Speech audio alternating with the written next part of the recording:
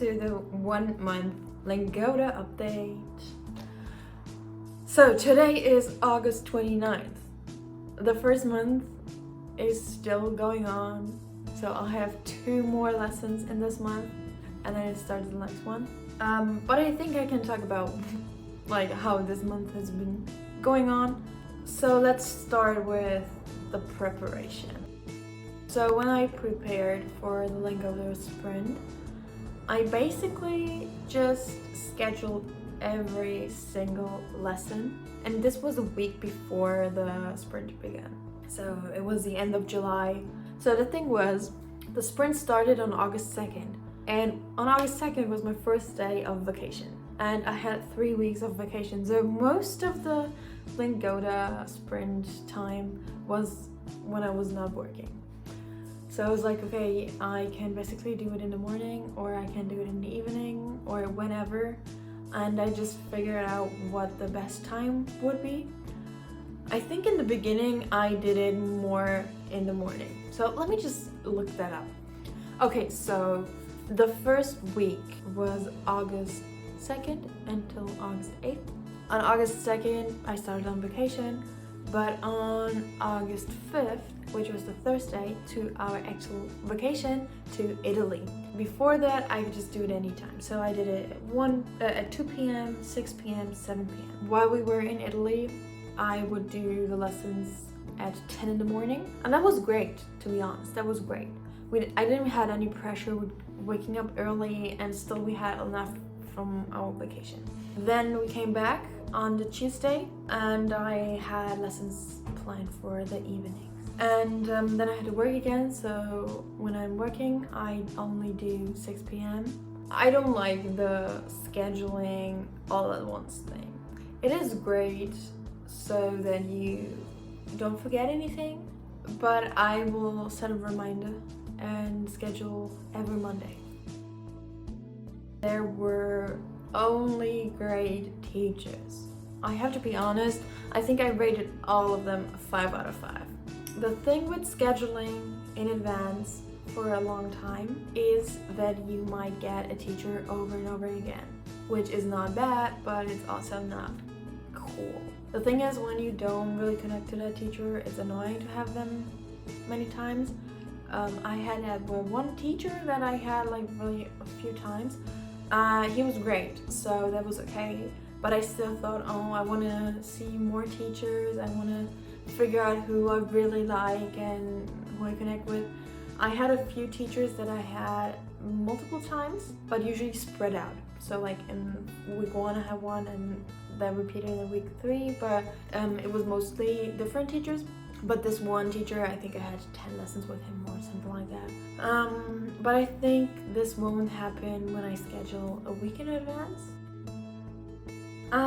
What else can I tell you? So I like the concept of Lingoda so much. So it's basically just talking, and you have one teacher and 1 to 5 students. So sometimes I was even alone with the teacher, and that was great because I get to talk all the time. And what's the best when learning a language? Talking. Yay! Lingoda has those presentations, and on those presentations they will go through exercises and explain stuff, and it's so cool because like the students can read stuff and fill out like the blanks or whatever. And when you're in a group of 5 students, it's like taking turns usually.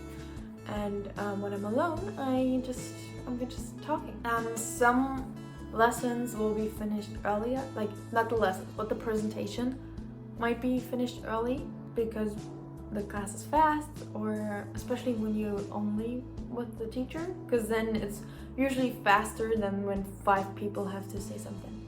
So when there is a question like, what did you do in your holidays, in your last holidays? When it's only me talking about that, it's obviously going to be faster than when 5 people talk about that. Also, in the beginning, I usually had my camera on. Later on, I took my camera off because when I was in Italy, I only had my mobile internet. We had Wi-Fi, but it was so bad, so my mobile internet was better. And with that, I turned off the camera because it would just be too much data. And from then on, I would usually turn off the camera. In the beginning, I did the lessons with my computer. Later in vacation, it was my iPad that I used.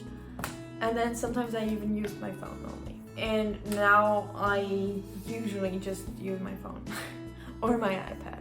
Right, when I'm using my phone for Lingoda, I will have my iPad usually with the presentation too, because I will write down stuff. So yeah, the lessons are great, teachers are great. After every lesson, you can take a quiz about the lesson.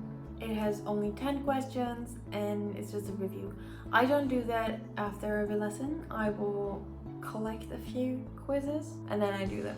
You can even do them in advance before the class, but I don't think that makes any sense. Then they have homework, which I don't really do. Some teachers will provide you links where you can find other exercises to that topic, or they will tell you anything, like some different thing where you can study. What else? Yeah, I have learned a lot in that month. I think I have learned a lot about past tense. Right now I am doing a 2.2, but I will only, so that's the thing. The thing is, in every level, so a 1.1, 1.2, and so on, they have 50 lessons. In every level, they have 6 chapters, and every chapter has 8 lessons, and then they have a final chapter with 2 lessons. In every chapter, the 8 lessons are not the same, obviously. They have vocabulary, communication, writing, reading. You can choose whatever you want. So for example, I am right now in a 2.1. I have done so far 7 lessons. I have planned 7 more, and I don't think I will do more than that in this level. Oh, and before that, I never did vocabulary lessons because they are just explaining you the vocabulary. So you have a picture and the word and the sentence, and that's it. I don't need a teacher to tell me the word. I can look through the presentations on my own and then just do the other lessons. But here I'm basically just doing grammar stuff. So for example, the past tenses and stuff, because I feel like I really need this. With Lingoda, you can get a certificate, and you will get the certificate if you have a 90% of your course done, so of your level. And I want to get a certificate for a 2.2, which needs me to do 90% of a 2.2. So this means 45 lessons, and 45 lessons means 1 whole month and 1 half, because every month you have 30 credits, 30 lessons, and for 45 I need 1.5. So now I'm getting into the second month. I will still do a few lessons from this part, and then I will take at least 15 of my credits for the next level. So I only have 15 to spend on this level, but I won't even do all of those. So yeah, in the next level you will hear me tell you that I will have to do vocabulary stuff. And I don't like vocabulary lessons, but I have to because I need to do 90%. And then after that I'm planning just going on to B1. But that is future stuff. So I think the next update will be a little bit better, because then you see how I choose the lessons and how it's going on. I have to still get into the group of YouTube. The next update will be at the end of September or beginning of October, so stay tuned for that. I don't know what videos I will upload between this and the next update. I have a few ideas. I have some ideas that I might want to do. So if you like the video, leave a thumbs up. So you don't miss any video, please subscribe this channel, and see you in the next video. Bye!